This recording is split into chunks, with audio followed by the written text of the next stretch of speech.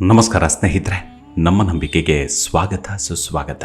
ಸ್ನೇಹಿತರೆ, ಮಹಾಭಾರತವಿದ್ದಾಕ್ಷಣ ನಮ್ಮ ಕಣ್ಣ ಮುಂದೆ ಬರುವುದು ಪಾಂಡವ ಕೌರವರ ಘನಘೋರ ಯುದ್ಧ, ಶ್ರೀಕೃಷ್ಣನ ಜಾಣ್ಮೆ, ಶಕುನಿಯ ಕುತಂತ್ರ, ಹಾಗೆ ಇನ್ನು ಕೆಲವು ಅಂಶಗಳು ಇವೆ.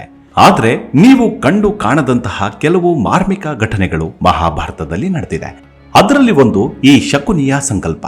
ಶಕುನಿ ಕುರುಕ್ಷೇತ್ರ ಯುದ್ಧದ ರೂವಾರಿ ಅಂದ್ರೆ ತಪ್ಪಾಗೋದಿಲ್ಲ.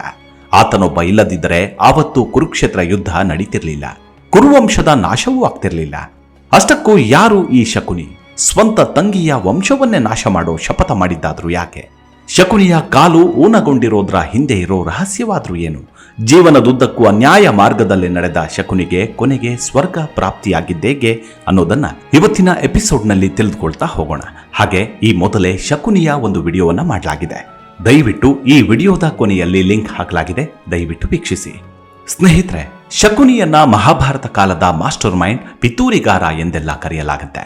ಶಕುನಿ ಯಾವಾಗಲೂ ಕೆಟ್ಟ ಆಲೋಚನೆಗಳನ್ನೇ ಮಾಡ್ತಿದ್ದ, ಹಾಗೂ ತನ್ನ ತಂಗಿ ಹಾಗೂ ಅಳಿಯಂದಿರ ತಲೆಗೂ ಅದನ್ನೇ ತುಂಬುತ್ತಿದ್ದ. ಕಾರಣ ಶಕುನಿಗೆ ಕುರುವಂಶದ ಮೇಲೆ ಅಪಾರವಾದ ದ್ವೇಷವಿತ್ತು. ಅಷ್ಟಕ್ಕೂ ಅದೇನು ಅನ್ನೋದನ್ನ ತಿಳಿಯುವುದಕ್ಕೂ ಮೊದಲು ಆತನ ಜನ್ಮ ರಹಸ್ಯದ ಬಗ್ಗೆ ತಿಳಿದುಕೊಳ್ಳೋಣ. ಮಹಾಭಾರತ ಯುದ್ಧದ ಮೊದಲು ಅಂದ್ರೆ ಪಾಂಡವ ಹಾಗೂ ಕೌರವರು ಹುಟ್ಟುವ ಮೊದಲು ಅನೇಕ ಘಟನೆಗಳು ನಡೆದಿವೆ. ಆದರೆ ಅನೇಕ ಜನರಿಗೆ ಆ ಬಗ್ಗೆ ಗೊತ್ತಿಲ್ಲ. ಭೀಷ್ಮಾಚಾರ್ಯರು ಕುರುಡನಾಗಿದ್ದ ಧೃತರಾಷ್ಟ್ರನಿಗೆ ವಧು ಅನ್ವೇಷಣಾ ಕಾರ್ಯದಲ್ಲಿ ತೊಡಗಿರ್ತಾರೆ. ರೂಪವತಿ, ಜಾಣೆ ಹಾಗೂ ಗುಣವತಿಯನ್ನೇ ಧೃತರಾಷ್ಟ್ರನಿಗೆ ತಂದುಕೊಳ್ಬೇಕೆಂದು ಇಚ್ಛಿಸಿದ್ರು. ಆ ಕಾಲದಲ್ಲಿ ಗಾಂಧರ್ವ ನರೇಶ್ ಗಾಂಧಾರ ದೇಶ ಅಂದ್ರೆ ಈಗಿನ ಅಫ್ಘಾನಿಸ್ತಾನವನ್ನು ಆಳುತ್ತಿರ್ತಾನೆ. ಈ ಗಾಂಧಾರವು ವಾಯುವ್ಯ ಭಾರತದಲ್ಲಿ ಒಂದು ರಾಜ್ಯವಾಗಿತ್ತು. ಇದು ಪರ್ವತಗಳಿಂದ ಆವೃತವಾದ ಸಣ್ಣ ಸಾಮ್ರಾಜ್ಯ. ಆದರೆ ಈ ರಾಜ್ಯವು ಬಹಳ ಸಮೃದ್ಧವಾಗಿತ್ತು. ಗಾಂಧಾರವು ಅಮೂಲ್ಯವಾದ ರತ್ನಗಳು ಮತ್ತು ಔಷಧೀಯ ಗಿಡಮೂಲಿಕೆಗಳಂತಹ ಅನೇಕ ನೈಸರ್ಗಿಕ ಸಂಪನ್ಮೂಲಗಳಿಗೆ ಹೆಸರುವಾಸಿಯಾಗಿತ್ತು. ಗಾಂಧಾರದ ಬಲಿಷ್ಠವಾದ ಕುದುರೆಗಳು ಮತ್ತು ಉಣ್ಣೆಗಳು ಸಹ ಪ್ರಸಿದ್ಧವಾಗಿದ್ವು. ಭೀಷ್ಮರು ಆತನ ಬಳಿಗೆ ಹೋಗಿ ಕುರುವಂಶದ ರಾಜನಾದ ಧೃತರಾಷ್ಟ್ರನಿಗೆ ಮಗಳನ್ನ ಮದುವೆ ಮಾಡಿಕೊಡುವಂತೆ ಕೇಳಿಕೊಳ್ತಾನೆ. ಧೃತರಾಷ್ಟ್ರ ಅಂಧನಾಗಿದ್ದರೂ ಕೂಡ ಗಾಂಧರ್ವ ನರೇಶ್ ತನ್ನ ಮಗಳನಾದ ಗಾಂಧಾರಿಯನ್ನ ಮದುವೆ ಮಾಡಿಕೊಡ್ತಾನೆ. ಮುಖ್ಯವಾದ ವಿಚಾರ ಏನಂದ್ರೆ, ಮಹಾಭಾರತದ ರೂವಾರಿಯಾದ ಶಕುನಿಯು ಗಾಂಧರ್ವದ ನರೇಶನ 100 ಜನ ಮಕ್ಕಳಲ್ಲಿ ಒಬ್ಬನಾಗಿದ್ದ. ಧೃತರಾಷ್ಟ್ರ ಹಾಗೂ ಗಾಂಧಾರಿಯ ಮದುವೆ ಮುಗಿದಿತ್ತು. ಇದಾಗಿ ಕೆಲವು ದಿನಗಳ ಬಳಿಕ ಗಾಂಧಾರಿಯ ಮನೆಯವರು ಮಾಡಿದ ಮೋಸದ ಬಗ್ಗೆ ಭೀಷ್ಮ ಪಿತಾಮಹನಿಗೆ ತಿಳಿಯುತ್ತೆ. ಇದರಿಂದ ಭೀಷ್ಮರು ಕೆಂಡಾಮಂಡಲರಾಗ್ತಾರೆ. ಅದೇನಂದ್ರೆ, ಗಾಂಧಾರಿಯ ಮದುವೆಯನ್ನ ಧೃತರಾಷ್ಟ್ರನಿಗೂ ಮೊದಲು ಮೇಕೆಯೊಂದಿಗೆ ಮಾಡಿಸಲಾಗಿತ್ತು, ಹಾಗೂ ನಂತರ ಆ ಮೇಕೆಯನ್ನ ಬಲಿಕೊಡಲಾಗುತ್ತೆ. ಹಿಂದೂ ಸಂಪ್ರದಾಯದ ಪ್ರಕಾರ ಗಂಡು ಅಥವಾ ಹೆಣ್ಣಿನ ಜಾತಕದಲ್ಲಿ ದೋಷವಿದ್ದಾಗ ಇದರಿಂದ ಅವರನ್ನ ಮದುವೆಯಾಗೋ ಹೆಣ್ಣು ಅಥವಾ ಗಂಡಿಗೆ ಸಾವು ಸಂಭವಿಸುವ ಸಾಧ್ಯತೆ ಇರುತ್ತೆ. ಹೀಗಾಗಿ ಜಾತಕದಲ್ಲಿ ದೋಷವಿದ್ದಾಗ ಅವರ ಮದುವೆಗೂ ಮೊದಲು ಬಾಳೆಗಿಡ, ತೆಂಗಿನಕಾಯಿ ಅಥವಾ ಮೇಕೆಯೊಂದಿಗೆ ಮದುವೆ ಮಾಡಿಸಲಾಗುತ್ತೆ, ಹಾಗೂ ತದನಂತರದಲ್ಲಿ ಅದನ್ನ ಬಲಿಕೊಡಲಾಗುತ್ತೆ. ಹೀಗೆ ಮಾಡೋದ್ರಿಂದ ಇವರ ಜಾತಕದಲ್ಲಿರುವ ದೋಷ ಸಂಗಾತಿಗೆ ತಟ್ಟೋದಿಲ್ಲ ಎನ್ನಲಾಗುತ್ತೆ. ಭೀಷ್ಮರಿಗೆ ಈ ವಿಚಾರ ತಿಳಿದಾಗ ತಮಗಾದ ಮೋಸಕ್ಕೆ ಪ್ರತೀಕಾರ ತೆಗೆದುಕೊಳ್ಳಲೇಬೇಕೆಂದು ಇಚ್ಛಿಸ್ತಾರೆ. ಹೀಗಾಗಿ ಒಂದು ದಿನ ಗಾಂಧರ್ವ ನರೇಶನಿಗೆ ಪತ್ರ ಬರೆದು, ನಿಮ್ಮನ್ನ ಅತಿಥಿ ಸತ್ಕಾರ ಮಾಡಬೇಕೆಂದು ಇಚ್ಛಿಸಿದ್ದೇವೆ. ಹೀಗಾಗಿ ನೀವು ಹಾಗೂ ನಿಮ್ಮ ಕುಟುಂಬದಲ್ಲಿರೋ ಪ್ರತಿಯೊಬ್ಬರೂ ಹಸ್ತಿನಾಪುರಕ್ಕೆ ಬರಲೇಬೇಕೆಂದು ಆಮಂತ್ರಣ ನೀಡ್ತಾನೆ. ಗಂಡಿನ ಕಡೆಯವರ ಆಮಂತ್ರಣವನ್ನ ನಿರಾಕರಿಸುವಂತಿರಲಿಲ್ಲ. ಹೀಗಾಗಿ ಗಾಂಧರ್ವದ ರಾಜ ತನ್ನ ಇಡೀ ಕುಟುಂಬದೊಂದಿಗೆ ಹಸ್ತಿನಾಪುರಕ್ಕೆ ಹೊರಟು ಬಿಡ್ತಾನೆ. ಗಾಂಧಾರಿಯ ಕುಟುಂಬಸ್ಥರು ಹಸ್ತಿನಾಪುರಕ್ಕೆ ಬರುತ್ತಿದ್ದಂತೆ ಅವರೆಲ್ಲರನ್ನು ಭೀಷ್ಮ ಜೈಲಿಗೆ ತಳ್ಳಿಬಿಡ್ತಾನೆ. ಅಷ್ಟು ಜನರಲ್ಲಿ ಯುವರಾಜನಾದ ಶಕುನಿಯು ಕೂಡ ಒಬ್ಬನಾಗಿರ್ತಾನೆ. ಅಲ್ಲಿಂದ ಗಾಂಧಾರಿಯ ಕುಟುಂಬಸ್ಥರಿಗೆ ಶಿಕ್ಷೆ ನೀಡಲು ಶುರು ಮಾಡ್ತಾರೆ. ಕುಟುಂಬದ ಪ್ರತಿ ಸದಸ್ಯರನ್ನು ಒಂದೇ ಕೋಣೆಯಲ್ಲಿ ಕೂಡಿ ಹಾಕಲಾಗತ್ತೆ, ಹಾಗೂ ಅವರಿಗೆ ಸರಿಯಾದ ಊಟವನ್ನು ನೀಡಲಾಗೋದಿಲ್ಲ. ಜೈಲಿನಲ್ಲಿದ್ದ ಅಷ್ಟು ಜನರಿಗೂ ಸೇರಿ ಒಂದು ಮುಷ್ಟಿಯಷ್ಟು ಆಹಾರವನ್ನು ನೀಡಲಾಗತ್ತೆ. ಇದು ಒಬ್ಬರಿಗೆ 1 ಅಗಳು ಅನ್ನ ಲಭ್ಯವಾಗುವಷ್ಟು ಮಾತ್ರ ಇರ್ತಿತ್ತು. ಹೀಗಾಗಿ ದಿನ ಕಳೆದಂತೆ ಕುಟುಂಬದಲ್ಲಿ ಒಬ್ಬೊಬ್ಬರಂತೆ ಮರಣವನ್ನು ಹೊಂದುತ್ತಾರೆ. ಇವರೆಲ್ಲ ಹಸಿವಿನಿಂದ ಅಸುನೀಗಿದ್ರು ಅಂದ್ರೆ ತಪ್ಪಾಗೋದಿಲ್ಲ. ಒಂದು ದಿನ ಕುಟುಂಬದ ಸದಸ್ಯರೆಲ್ಲ ಸೇರಿ ಒಂದು ನಿರ್ಧಾರಕ್ಕೆ ಬರ್ತಾರೆ.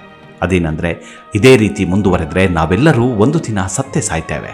ನಮ್ಮ ವಂಶ ಉಳಿಬೇಕಂದ್ರೆ ನಮ್ಮ ರಾಜಕುಮಾರನನ್ನ ನಾವು ಬದುಕಿಸಬೇಕು. ಹೀಗಾಗಿ ಇಂದಿನಿಂದ ಅವರು ಕೊಡುವ ಒಂದು ಮುಷ್ಟಿ ಅನ್ನವನ್ನ ನಮ್ಮ ರಾಜಕುಮಾರನಾದ ಶಕುನಿಯು ಸೇವಿಸಲಿ ಎಂದು ನಿರ್ಧರಿಸ್ತಾರೆ. ಅದಕ್ಕೆ ಕುಟುಂಬಸ್ಥರೆಲ್ಲರೂ ಒಪ್ಪಿಕೊಂಡು ಸಮ್ಮತಿಯನ್ನ ಸೂಚಿಸ್ತಾರೆ. ಆ ದಿನದಿಂದ ಒಂದು ಮುಷ್ಟಿ ಆಹಾರವನ್ನ ಶಕುನಿಯು ಸೇವಿಸ್ತಾನೆ. ಆತನ ಕುಟುಂಬದ ಸದಸ್ಯರು ಒಬ್ಬೊಬ್ಬರಾಗಿಯೇ ಸಾವನ್ನಪ್ಪುತ್ತಾರೆ. ಈ ಹೃದಯ ವಿದ್ರಾವಕ ಘಟನೆಯನ್ನ ಬಾಲಕನಾದ ಶಕುನಿಯು ನೋಡುತ್ತಿರ್ತಾನೆ. ಕೊನೆಗೆ ಶಕುನಿ ಹಾಗೂ ಆತನ ತಂದೆ ಮಾತ್ರ ಬದುಕುಳಿತಾರೆ. ಹೀಗಿರ್ಬೇಕಾದ್ರೆ ಒಂದು ದಿನ ವೃದ್ಧನಾಗಿದ್ದ ಗಾಂಧಾರದ ರಾಜ ಯುವರಾಜ ಶಕುನಿಯನ್ನ ಕರೀತಾನೆ ಹಾಗೂ ಆತನಲ್ಲಿರುವ ಸಂಪೂರ್ಣ ತಾಕತ್ತನ್ನು ಬಳಸಿ ತನ್ನ ಮಗನಾದ ಶಕುನಿಯ ಕಾಲುಗಳ ಮೇಲೆ ಬಲವಾಗಿ ಹೊಡಿತಾನೆ. ಇದರಿಂದ ಶಕುನಿಯ ಮಂಡಿ ಮುರಿಯುತ್ತೆ. ಅಷ್ಟಕ್ಕೂ ಸ್ವಂತ ತಂದೆಯೇ ಮಗನಿಗೆ ಕಾಲು ಮುರಿಯುವಂತೆ ಹೊಡೆಯುವುದಕ್ಕೆ ಕಾರಣವೇನು ಗೊತ್ತಾ? ಖುದ್ದು ಶಕುನಿಗೂ ಕೂಡ ಇದಕ್ಕೆ ಉತ್ತರವಿರೋದಿಲ್ಲ. ತಂದೆಯ ಬಳಿ ಹೀಗ್ಯಾಕೆ ಮಾಡಿದೆ ಎಂದು ನೋವಿನಿಂದಲೇ ಕೇಳ್ತಾನೆ.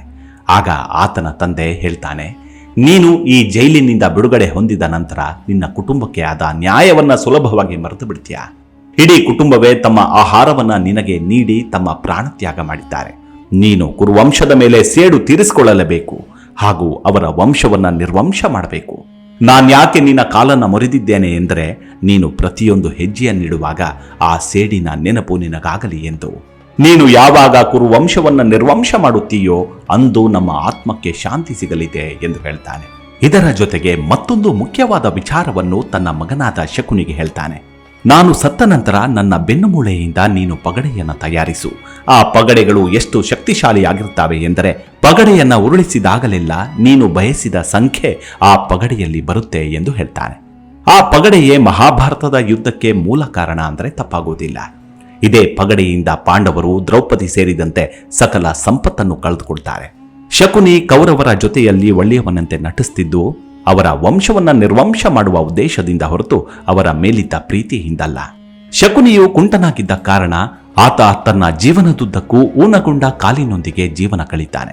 ಶಕುನಿಗೆ ತನ್ನ ತಂಗಿಯಾದ ಗಾಂಧಾರಿ ಎಂದರೆ ಅಪಾರವಾದ ಪ್ರೀತಿ ಇತ್ತು. ಗಾಂಧಾರಿಯ ಇಚ್ಛೆಯ ವಿರುದ್ಧವಾಗಿ ಕುರುಡನಾಗಿದ್ದ ಧೃತರಾಷ್ಟ್ರನೊಂದಿಗೆ ಗಾಂಧಾರಿಯ ವಿವಾಹ ಮಾಡಲಾಗಿತ್ತು.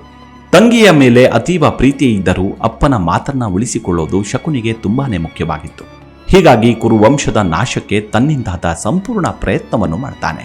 ಗೆದ್ದವರು ಇತಿಹಾಸದ ಸೃಷ್ಟಿಕರ್ತರಾಗ್ತಾರೆ ಎಂಬ ಮಾತನ್ನ ನೀವು ಕೇಳಿರ್ತೀರಾ. ಒಂದು ವೇಳೆ ಕುರುಕ್ಷೇತ್ರ ಯುದ್ಧದಲ್ಲಿ ಆವತ್ತು ಕೌರವರು ಗೆದ್ದಿದ್ದರೆ ನಾವು ಇಂದು ಕೃಷ್ಣನ ಜಾಗದಲ್ಲಿ ಶಕುನಿಯ ಕಥೆಯನ್ನ ಹೇಳುತ್ತಿದ್ದವೋ ಏನೋ. ಮಹಾಭಾರತ ಯುದ್ಧ 18 ದಿನಗಳ ಕಾಲ ನಡೆದಿತ್ತು. ಶಕುನಿಯು ಕುರುಕ್ಷೇತ್ರ ಯುದ್ಧದ ಕೊನೆಯ ದಿನದವರೆಗೂ ಬದುಕಿದ್ದ.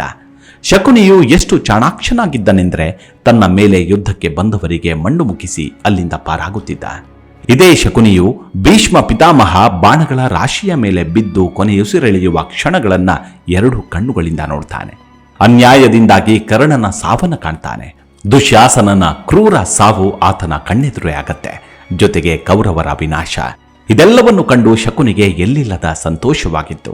ತಂದೆಗೆ ಕೊಟ್ಟ ಮಾತನ್ನ ಉಳಿಸಿಕೊಂಡಿದ್ದೇನೆಂದು ಒಳಗೊಳಗೆ ಗರ್ವ ಪಟ್ಟುಕೊಳ್ಳುತ್ತಿರ್ತಾನೆ. ಕುರುಕ್ಷೇತ್ರ ಯುದ್ಧದ ಕೊನೆಯ ದಿನ ಸಹದೇವ ಹಾಗೂ ಶಕುನಿಯು ಮುಖಾಮುಖಿಯಾಗ್ತಾರೆ. ಸಹದೇವನು ಪಾಂಡವರಲ್ಲೇ ಅತ್ಯಂತ ಜ್ಞಾನಿಯಾಗಿದ್ದ. ಆತನಿಗೆ ಹಿಂದೆ ಆಗಿರೋ ಹಾಗೂ ಮುಂದೆ ಆಗೋ ಎಲ್ಲ ವಿಚಾರಗಳು ಗೊತ್ತಿದ್ವು. ಹೀಗಾಗಿ ಕುರುಕ್ಷೇತ್ರ ಯುದ್ಧ ನಡೆಯಲು ಮೂಲ ಕಾರಣವೇ ಶಕುನಿ ಎಂದು ಆತನಿಗೆ ತಿಳಿದಿತ್ತು.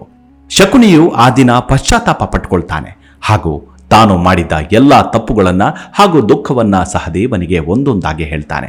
ಕುರುಡನೊಂದಿಗೆ ತಂಗಿಯ ಮದುವೆ, ಭೀಷ್ಮರಿಂದ ಕುಟುಂಬಸ್ಥರ ಮರಣ, ದ್ರೌಪದಿಯ ವಸ್ತ್ರಾಪಹರಣ, ಪಾಂಡವರ ವನವಾಸ ಹಾಗೂ ಕುರುಕ್ಷೇತ್ರ ಯುದ್ಧ ಇಷ್ಟೆಲ್ಲ ಆದ ನಂತರ ಶಕುನಿಗೆ ಬದುಕುವುದಕ್ಕೆ ಇಷ್ಟವಿರೋದಿಲ್ಲ. ತನ್ನ ಸಮಯ ಇನ್ನೇನು ಬಂದೇ ಬಿಡ್ತು ಅನ್ನೋದು ಆತನಿಗೆ ಚೆನ್ನಾಗಿ ಗೊತ್ತಿತ್ತು. ಹೀಗಾಗಿ ಶಕುನಿಯು ಸಹದೇವನ ಮೇಲೆ ಬಾಣಗಳನ್ನು ಬಿಡುವುದಕ್ಕೆ ಶುರು ಮಾಡ್ತಾನೆ. ಸಹದೇವನು ಶಕುನಿಯ ತಲೆಯನ್ನು ಉರುಳಿಸಿ ಬಿಡ್ತಾನೆ. ಶಕುನಿಯು ಇಷ್ಟೆಲ್ಲ ನ್ಯಾಯಗಳನ್ನ ಮಾಡುತ್ತಾ ಬಂದರೂ ಕೂಡ ಸಾವಿನ ನಂತರ ಶಕುನಿಗೆ ಸ್ವರ್ಗ ಪ್ರಾಪ್ತಿಯಾಗತ್ತೆ. ಅದಕ್ಕೆ ಕಾರಣ ಶಕುನಿಯು ತನ್ನ ತಂದೆಗೆ ಕೊಟ್ಟಿದ್ದ ಮಾತನ್ನ ಪೂರೈಸ್ತಾನೆ. ಶಕುನಿಯ ಸಾವಿನ ನಂತರ ಕುರುಕ್ಷೇತ್ರ ಯುದ್ಧಕ್ಕೆ ಕಾರಣವಾದ ದಾಳ ಏನಾಯಿತು ಗೊತ್ತಾ? ಮಹಾಭಾರತ ಯುದ್ಧದ ನಂತರ ಶ್ರೀಕೃಷ್ಣನು ಭೀಮನನ್ನ ಕರೆದು ಈ ದಾಳಗಳಿಂದ ಇಂತಹ ದೊಡ್ಡ ಹತ್ಯಾಕಾಂಡವು ಸಂಭವಿಸಿದೆ. ಆದ್ದರಿಂದ ಭವಿಷ್ಯದಲ್ಲಿ ಇಂತಹ ದುರಂತ ಸಂಭವಿಸಬಾರದೆಂದರೆ ಈ ದಾಳಗಳು ಯಾರಿಗೂ ಸಿಗದಂತೆ ನೀವು ಅವುಗಳನ್ನು ನಾಶಪಡಿಸಬೇಕು ಎಂದು ಹೇಳಿದ. ಭೀಮನು ಕೃಷ್ಣನ ಅರ್ಧದಷ್ಟು ಮಾತನ್ನ ಕೇಳಿ ದಾಳದೊಂದಿಗೆ ಹೊರಟು ಹೋದ. ಸ್ವಲ್ಪ ದೂರ ಹೋದ ನಂತರ ಆ ದಾಳಗಳನ್ನ ಒಂದು ದೊಡ್ಡ ನದಿಯಲ್ಲಿ ಎಸೆದು ಕೃಷ್ಣನಿಗೆ ತಿಳಿಸ್ತಾನೆ.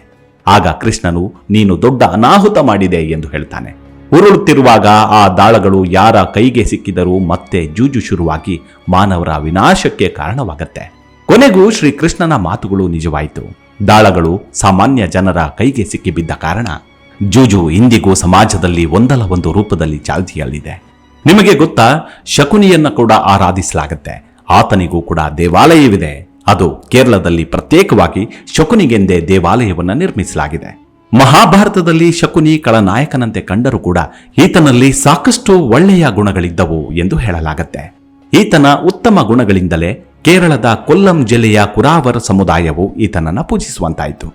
ಕೇರಳದ ಪವಿತ್ರೇಶ್ವರಂನಲ್ಲಿ ಈತನನ್ನ ಆರಾಧಿಸಲಾಗುತ್ತೆ. ಈ ದೇವಾಲಯದಲ್ಲಿ ನಾವು ಸಿಂಹಾಸನವನ್ನ ನೋಡಬಹುದು. ಈ ಸಿಂಹಾಸನವನ್ನ ಶಕುನಿ ಬಳಸುತ್ತಿದ್ದನೆಂಬ ನಂಬಿಕೆ ಇದೆ. ಅಷ್ಟು ಮಾತ್ರವಲ್ಲ, ಶಕುನಿಗೆ ಮೋಕ್ಷ ದೊರೆತ ಸ್ಥಳವೂ ಕೂಡ ಇದೇ ಆಗಿದೆ ಎಂಬುದು ಅಲ್ಲಿನ ಜನರ ನಂಬಿಕೆ. ಮುಂದಿನ ವಿಡಿಯೋದಲ್ಲಿ ಮತ್ತೆ ಸಿಗೋಣ.